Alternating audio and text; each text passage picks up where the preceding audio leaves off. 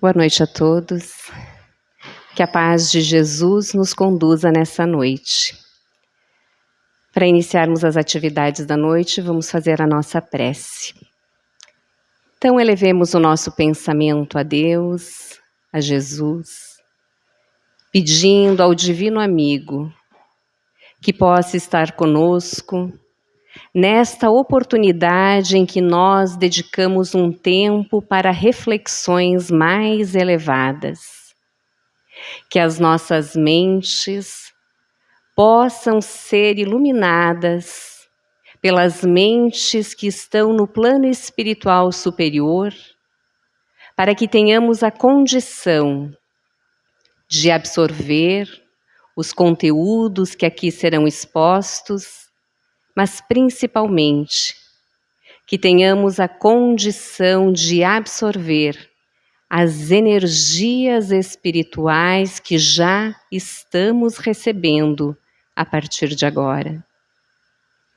Que essas energias renovem as nossas disposições íntimas e que nós tenhamos mais coragem, mais vitalidade para agir no bem, mais disciplina para seguir Jesus. Em Teu nome, Senhor, abrimos os trabalhos da noite de hoje. Que assim seja. O tema da nossa conversa é o que fazemos com a energia da nossa dor. E para a gente iniciar as reflexões, eu vou ler uma mensagem, que é uma poesia de José Petitinga, Espírito, intitulada A Dor Bendita que Me Tortura. Diz José Petitinga: Quando nasci, nasceste. Anunciaste minha vinda ao mundo com um gemido, e nunca mais de mim te separaste. Sempre juntos os dois temos vivido. Conheço a tua garra, e tu conheces minhas fraquezas, meus desejos, tudo. És tu que arrancas de minha alma as preces, tu que me obrigas a um bramir sanhudo. Minha sombra não és, percebo agora, pois a sombra exige claridade. Eu te vejo e te sinto a toda hora, à luz do sol em plena escuridade. Se acaso o riso incauto vem de mim se aproximando, teu vulto ameaçador também diviso, ao lado, seus passos me espreitando. Parece que te abrasa ardente zelo por tudo que me segue e me procura. Tudo em mim tem a marca de teu selo. Ideias, sensações, amor, ternura, até os meus mais secretos pensamentos.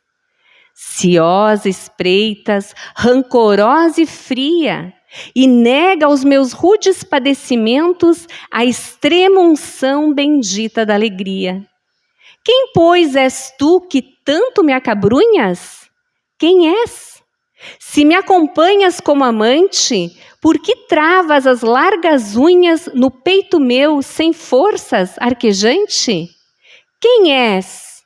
Bem sei quem és, bem sei quem és. És a dor inexorável, és a estrela polar de minha vida. És minha companheira inseparável, enquanto o mal em mim achar guarida.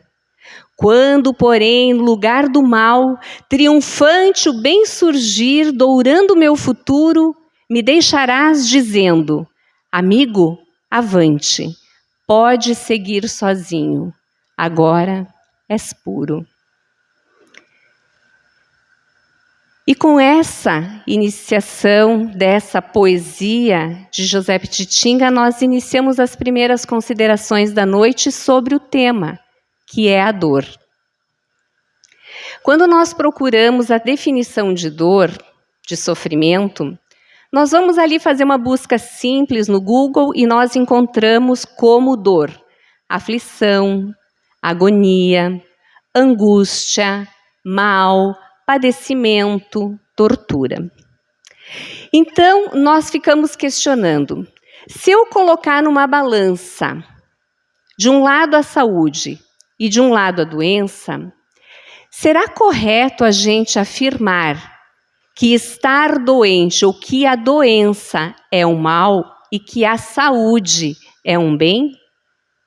Se colocarmos nessa mesma balança a escassez e a fartura, será coerente nós classificarmos uma como uma coisa boa e a outra como uma coisa negativa? E nós buscamos essa reflexão junto aos primeiros filósofos e encontramos uma frase de Epicteto muito interessante, que ele diz o seguinte: é falso dizer-se que a saúde é um bem e a doença é um mal. Usar bem da saúde é um bem. Usar mal é um mal. De tudo se tira o bem, até da própria morte. Ele foi um filósofo grego, ele era um escravo romano. E vejam que interessante a reflexão que ele traz. Tanto a doença quanto a saúde, em si, a gente pode considerar elas como elementos neutros. Porque se eu estou utilizando a minha saúde de maneira ruim, a minha saúde, ela não é uma coisa boa. Se eu estou utilizando a minha doença de uma maneira positiva, a minha dor, o meu sofrimento, ela é uma coisa boa. E para a gente andar um pouquinho mais dentro desse tema, nós precisamos entrar nos bastidores da dor.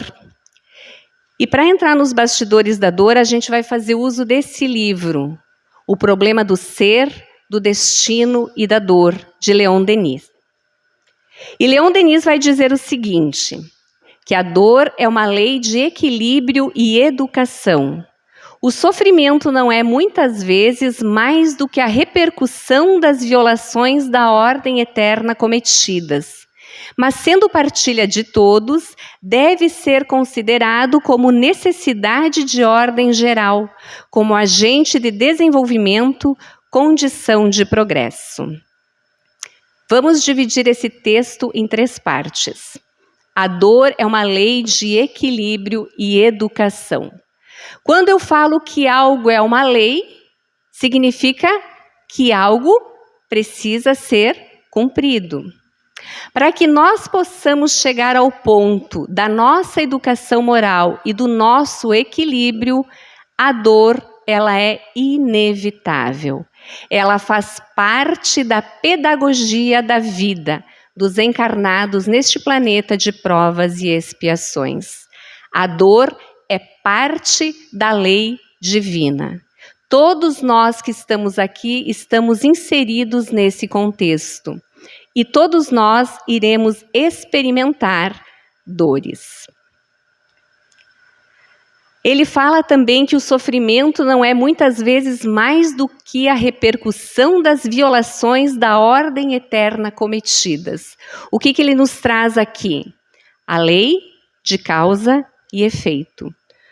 Tudo aquilo que eu fiz, tudo aquilo que eu semeei, em determinado momento eu serei convidada a colher.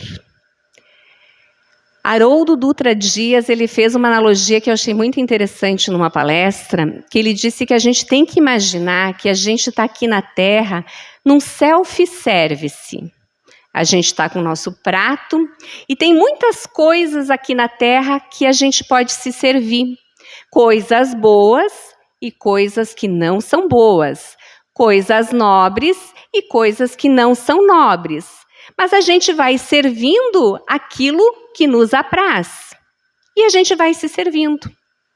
E a gente tem tempo para ficar se servindo. 30 anos, 50 anos, 80 anos, a gente vai se servindo nesse self-service. Só que chega um momento que a gente vai ter que pesar o prato. E a gente vai ter que pesar o prato.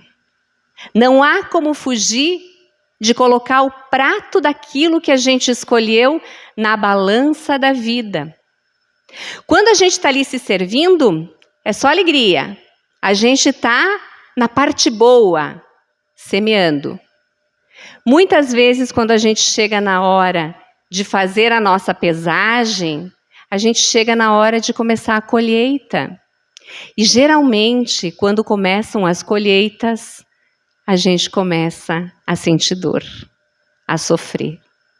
Porque é bem provável que a grande maioria de nós hoje escolha, na maior parte do tempo, coisas boas. Mas nós ainda escolhemos coisas não muito nobres para nós. E todo fruto da nossa escolha vai nos ser devolvido pela vida. E por isso que há o sofrimento, porque nós escolhemos mal. E aqui no finalzinho ele diz algo muito interessante. Mas, sendo partilha de todos, deve ser considerado como necessidade de ordem geral, como agente de desenvolvimento, condição de progresso. Todos nós que estamos encarnados na Terra, todos nós necessitamos nos melhorar, necessitamos nos desenvolver. Isso não significa que nós precisamos experienciar todos os tipos de dor, porque eu posso, com a dor do outro, fazer as mudanças necessárias em mim. Essa partilha, sendo partilha de todos, nós podemos partilhar as nossas dores no aprendizado e partilhar as nossas dores para atenuar as dores daqueles que sofrem mais. Porque nós estamos vivendo num mundo que nos pede, que nos solicita, que nos convida a darmos um passo adiante em direção ao nosso próximo. Ele ainda vai dizer o seguinte, Leon Denis: são necessários os infortúnios e as angústias para dar à alma seu aveludado, sua beleza moral, para despertar seus sentidos adormecidos. A vida dolorosa é um alambique onde se destilam os seres para mundos melhores.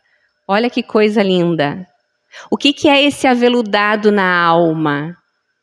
É aquele toque, é aquela sofisticação, aquele aprumo naquela alma que sofreu e bem sofreu as experiências que a vida lhe demandou. E o que é um alambique? O que tem embaixo de um alambique? Fogo. O fogo que faz com que esse líquido se depure e a parte nobre é o que vai ser consumida, é o que vai ser utilizada. A vida na Terra é esse alambique que está nos conduzindo para paragens mais superiores, mais luminosas. E por fim ele diz: a dor é como uma asa dada à alma escravizada pela carne, para ajudá-la a desprender-se e a elevar-se mais alto. Olha que interessante. É essa asa que nós fortalecemos para que possamos estar em paragens melhores no futuro que nos aguarda. A dor bem aproveitada. E ele finaliza dizendo: a dor é uma potência da alma. O que é uma potência? É uma energia, é uma força. E se a dor é uma potência da alma, é uma energia da alma, eu volto à pergunta inicial. O que fazemos com a energia da nossa dor? O que nós fazemos com a energia da nossa dor? Quando nós estamos vivenciando um processo de dor íntimo, qual é a nossa conduta?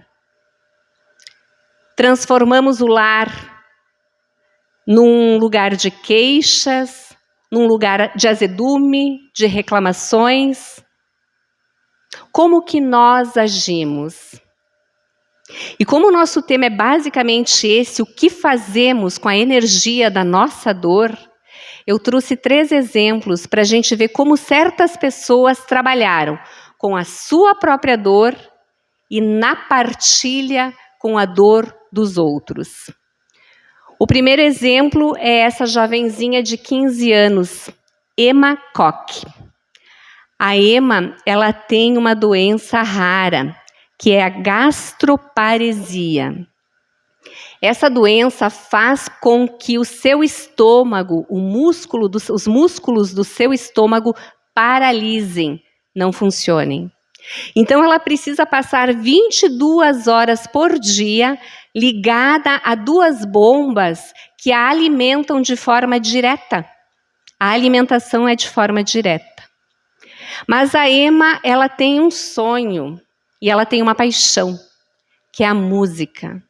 Ela ama cantar.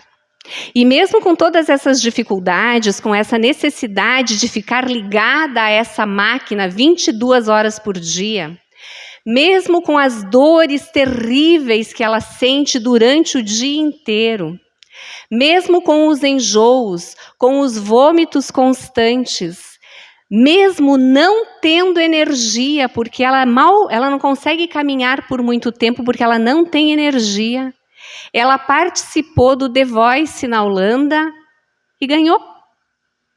E então André Rieu, conhecendo a história dela, chamou ela para cantar num show que ele fez lá nos Países Baixos. Ela cantou e encantou. Mas o que a Emma faz de diferente, além de ter essa força de vontade de querer viver? Ela criou uma fundação, a Gastro Stars. Essa fundação, ela tem um objetivo: adquirir fundos para que eles possam estudar essa doença rara, que é a doença que ela tem, mas que possam também estudar outras doenças raras similares, para que aquelas pessoas que estão acometidas dessa doença possam ter mais qualidade de vida. O que fazemos com a energia da nossa dor? O que a Emma faz? Um segundo exemplo que a gente vai conversar um pouquinho é do Kailash. Essa foto ele está com o nosso Divaldo, porque ele fez uma palestra na Mansão do Caminho, uma palestra curta contando a sua história. Quando eles se encontram é uma festa, é bonito de ver. São pessoas que estão ligadas no bem. E mesmo sendo de religiões diferentes, de locais diferentes, eles falam a mesma linguagem, que é a linguagem do amor, a linguagem do bem ao próximo. E o Kailash foi Prêmio Nobel da Paz em 2014. Ele conta que no ano de 1991, ele tinha se formado como engenheiro, mas ele não queria trabalhar nessa área. Então ele criou um jornalzinho e ele escrevia nesse jornal assuntos relacionados a um problema grave que a Índia enfrentava, que é o tráfico de pessoas, o trabalho escravo, a prostituição infantil. E então ele ia sabendo das histórias e escrevia nesse jornal de modo a divulgar as histórias para o mundo, para que as pessoas se conscientizassem do que acontecia lá. E ele disse que numa determinada noite ele estava fazendo uma matéria para o jornal e bateu um homem à porta, extremamente aflito. Ele acolheu e começou a conversar com ele. E esse homem então contou que há 17 anos atrás, quando ele recém havia se casado, umas pessoas fizeram uma proposta de emprego para ele e para sua esposa, e ele achou que a proposta era verdadeira. E ele e a esposa foram para esse trabalho. Só que eles ficaram prisioneiros numa fábrica de tijolos e começaram a trabalhar de forma escrava. Não podiam sair de lá. A vida foi passando, eles foram tendo filhos e os filhos passaram a ser escravos, mão de obra escrava, nessa fábrica de tijolos. E ele disse que ele fugiu de lá porque chegaram algumas pessoas que estavam negociando comprar a filha dele de 15 anos para levar ela para a prostituição. E aquilo mexeu tanto com ele que ele conseguiu fugir da fábrica e foi pedir ajuda. Vejam que absurdo. E o Kailash, enquanto ouvia, foi escrevendo Porque a ideia era escrever a história do homem, postar e fazer um movimento, fazer uma ação. Mas ele disse que parece que o dedo de Deus tocou nele e ele não conseguiu mais escrever. E ele pensou, não, eu não posso só escrever sobre isso. Nós vamos lá salvar essas pessoas. Nós vamos tirar essas pessoas da fábrica. E aí o homem disse, mas como? Eles estão armados, eles são violentos, nós vamos achar um jeito. Ele conversou com amigos, pegou as joias da esposa, vendeu, alugou um caminhão e uma semana depois, ele, alguns amigos e o paizinho foram até a fábrica. Ele tinha junto uma câmera para bater fotos e registrar. Quando eles chegaram lá, o dono da fábrica estava armado e disse que eles não iam entrar lá. E o Kailash disse, eu sou um jornalista de Nova Delhi. Se algo me acontecer aqui, todo mundo vai ficar sabendo. E aí discutiram, o dono saiu, fugiu, correu, e eles ficaram faceiros, felizes. Ele entrou na fábrica, bateu foto, começou a fazer para que o pessoal saísse da fábrica e entrasse no caminhão. E quando estava todo mundo dentro do caminhão, chegou um jipe cheio de gente, armada e com bastões. E aí, o que fazer? Eles não estavam armados. Fizeram todo o pessoal descer de volta para a fábrica e bateram em todo mundo. Espancaram o Kailash, o paizinho, os amigos, o dono do caminhão fugiu. Em resumo, eles se pegaram correndo numa BR, bem longe, completamente ensanguentados, machucados e feridos. E ele disse que quando ele chegou em casa, que ele foi socorrido, ele pensou assim, meu Deus, eu vim com as mãos vazias, mas o meu coração está cheio. É isso que eu preciso fazer. E então ele foi conversar com advogados, amigos dele, e pediu o que poderia ser feito de forma legal. E olha que interessante, depois que ele bateu as fotos, ele guardou num bolso, bem escondido, o filme. Porque eles quebraram tudo, quebraram a máquina e quebraram eles também. E aí então eles disseram que ele poderia fazer um habeas corpus em nome daquelas pessoas. E foi o que ele fez. Juntou as fotografias, fez um habeas corpus e o tribunal exigiu que aquelas pessoas fossem apresentadas no tribunal. Poucos dias depois, eles foram apresentados e foram libertos. Vejam que coisa linda. E aí era uma alegria, todos cantando, todos felizes, todos sorrindo, e eles diziam, obrigado, obrigado, você nos libertou. E ele dizia, não, vocês me libertaram da minha prisão. E aí ele diz que o sorriso da liberdade no rosto daquelas crianças era uma visão de Deus para mim. E ele tinha um filho.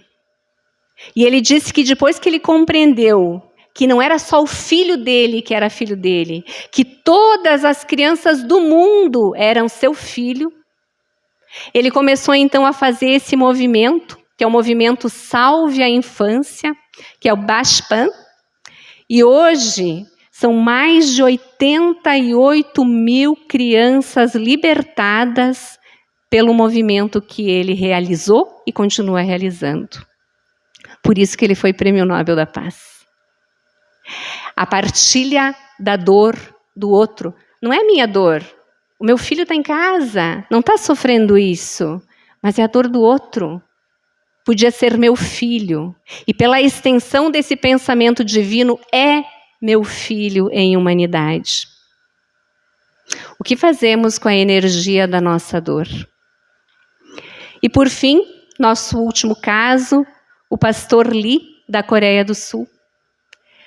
Ele teve um filho com paralisia cerebral, com graves problemas, e ele precisou vender a casa quando esse filho nasceu e precisou ficar no hospital, ele e a esposa, para que ele tivesse os cuidados necessários e pudesse sobreviver.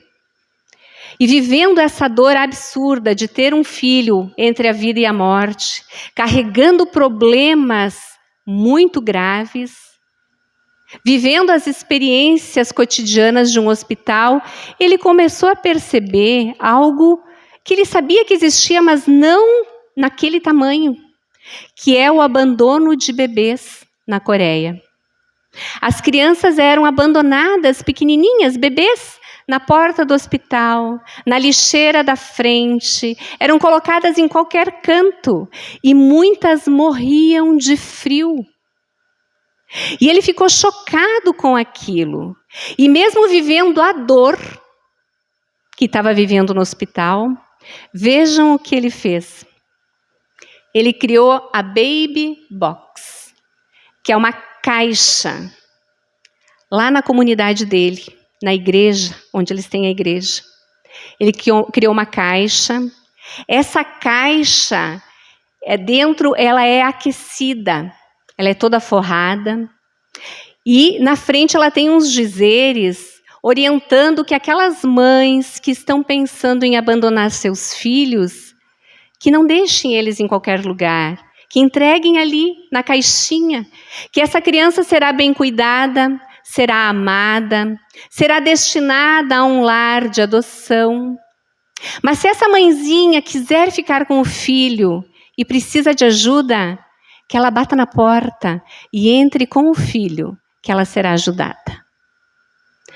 A mãezinha deposita o filhinho ali, a caixa, o peso do bebê, soa uma sirene e ele vai lá e recolhe a criança. Mais de 2.000 crianças salvas. A maioria delas foi entregue para adoção. Muitas voltaram aos seus lares. E outras permanecem nos orfanatos. Porque na Coreia, muitas crianças que nascem com problemas, elas são abandonadas. Então, eles têm um orfanato e a grande maioria das crianças que ali ficaram são aquelas que apresentam problemas graves. A energia da dor dele foi trabalhada para salvar outras dores, para trabalhar em outros corações. O que fazemos com a energia da nossa dor? Porque eu tenho certeza que a nossa dor é bem menor do que essas dores que a gente divisou aqui. E por fim, então, nós vamos encerrar com a frase de Leon Denis, o texto, que diz o seguinte: aprende a sofrer. Não te direi procura a dor, mas quando ela se erguer inevitável em teu caminho, acolhe-a como uma amiga. Aprende a conhecê-la, a apreciar-lhe a beleza austera, a entender-lhe os secretos ensinamentos. Estuda-lhe a obra oculta. Em vez de te revoltares contra ela, ou então de ficares acabrunhado, inerte e fraco debaixo de sua ação, associa tua vontade, teu pensamento ao alvo a que ela visa. Procura tirar dela, em sua passagem por tua vida, todo o proveito que ela pode oferecer ao espírito e ao coração. Esforça-te por seres, a teu turno, um exemplo para os outros, por tua atitude na dor, pelo modo voluntário e corajoso por que a aceites. Por tua confiança no futuro, torna-a mais aceitável aos olhos dos outros. Aprendamos a sofrer, mas a sofrer trabalhando essa energia de uma forma que ela seja útil e positiva para a vida que está aqui ao nosso lado. Com essas reflexões da noite, nós vamos agora, encerrando os nossos trabalhos, fazer a nossa oração final, pedindo aos amigos espirituais aqui presentes que possam enternecer os nossos corações nesses dias que se aproximam do dia glorioso, que é o Natal de Jesus. Que a bondade do Divino Amigo possa se fazer no campo íntimo de cada um de nós e que nós tenhamos a ousadia de sermos hoje melhores do que fomos ontem e amanhã melhores do que fomos hoje. Que o olhar amoroso de Jesus possa nos inspirar para olharmos aos nossos semelhantes com os olhos carregados de compaixão, de doçura, de amabilidade, para que nós possamos não apenas ver a parte não nobre dos nossos irmãos, mas que nós possamos ver o farol de luz que cada um traz dentro de si pelas conquistas que já adquiriu. Que possa o pensamento desse mestre amoroso incomparável chegar nas paragens do nosso pensamento e que nós possamos aprender a pensar melhor, pensar no bem, pensarmos de maneira mais positiva, acreditando nos desígnios da vida e acreditando que Deus segue à frente, que não estamos sós, que os processos difíceis que a humanidade passa nestes momentos de dores gigantescas são processos que, quando o mal for exterminado dentro de cada um de nós, não serão mais necessários. Pedimos, Jesus, que nestes dias em que aproximamos o nosso coração do Teu, possamos estar embebidos no Teu amor, possamos estar encharcados na Tua paz e que possamos manter a confiança irrestrita em Deus, nosso Pai. Fortalece-nos, Jesus, acompanha-nos os passos e, se porventura nossas dores neste momento estiverem demasiadamente pesadas para nós, que possa o Teu ombro amigo estar ao nosso lado, dando-nos o consolo e a refrega necessária para que possamos mantermos a fé e a esperança, sabendo que não caminhamos sós. Que essas energias de amor possam envolver o nosso planeta.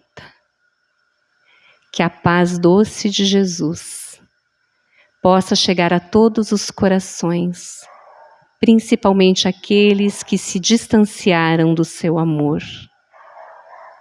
E que nós possamos envolver a Terra nas vibrações da paz, nas vibrações da misericórdia, para que possamos, mudando a nossa carga energética, ajudarmos o planeta nesse processo de transição. Agradecemos as bênçãos aqui recebidas. Agradecemos a bênção do corpo perfeito, do lar que nos abriga, do trabalho que nos dignifica.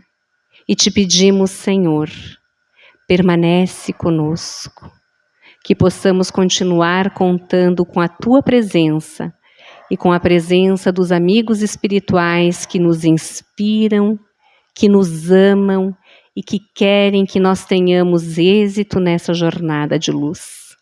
Por tudo que temos, nós te agradecemos e te pedimos que a Tua paz, que a Tua luz seja conosco, hoje, amanhã e sempre. Que assim seja. Uma excelente noite para todos. Até a próxima quarta-feira, se Deus quiser. E que todos possam ir com paz e bênçãos.